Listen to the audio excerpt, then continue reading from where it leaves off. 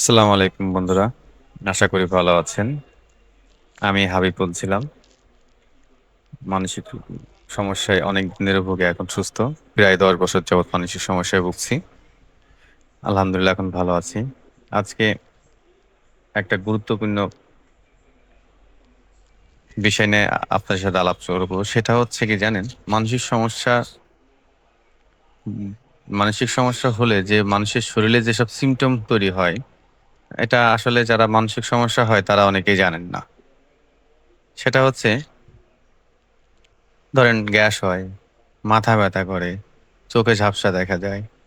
হ্যাঁ? বিভিন্ন ধরনের সিম্পটম প্রায় ১০০ ধরনের সিম্পটম দেখা দিতে পারে একজন মানুষের। তখন যখন মানুষের এই সিম্পটম গুলো হয়, মানুষ সব ভাবে যে এটা তো আমার গ্যাস হচ্ছে। গ্যাসের জন্য ওষুধ খাচ্ছে, এটা করতেছে, সেটা করতেছে। কিন্তু আদৌ তার গ্যাস সারতেছে না। তখন তো সে আরো বেশি ঘাবড়ে যাচ্ছে। ব্যাপারটা কি? আমার জ্বর তো সারতেছে না কেন? আমার কা গ্যাস তো কমতেছে না। আমার পেট ফুলে থাকতেছে। আমার মাথা ব্যথা করতেছে, এইটা হচ্ছে, সেটা হচ্ছে। কিন্তু এটা যে তার মানসিক সমস্যার জন্য হচ্ছে, এটা আসলে সে বুঝতে পারতেছে না। যখন সে মানুষের ভিড়ে ভিতরে গেলে অস্থির লাগতেছে, যখন সে নামাজ পড়তে গেলে অস্থির লাগতেছে, তখনও সে ভাবতেছে ব্যাপার কি? আমার এরকম লাগতেছে কেন? সব সাধারণ জীবন যেমন করতেছে, তারপরেও আমার কেন এরকম লাগতেছে?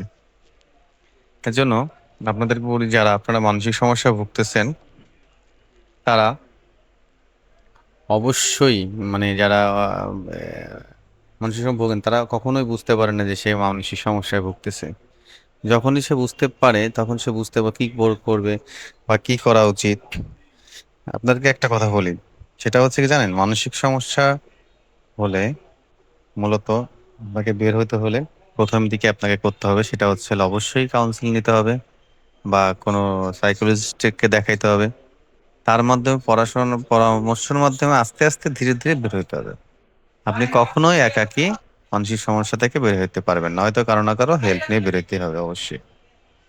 এজন্য আপনাদেরকে আমি রিকোয়েস্ট করব যে, যে আপনি যখনই মানসিক সমস্যা বুঝতে পারবেন বা আপনার শারীরিক সমস্যা বুঝতে পারবেন যে আপনার এই ধরনের সমস্যা বা এই ধরনের সিম্পটম হচ্ছে, অবশ্যই কাউন্সিল মাস্ট এবং লাইফস্টাইল পরিবর্তন করার চেষ্টা করবেন। যাতে আপনি দ্রুত আস্তে, আস্তে ধীরে, ধীরে আপনি সুস্থ হতে পারেন।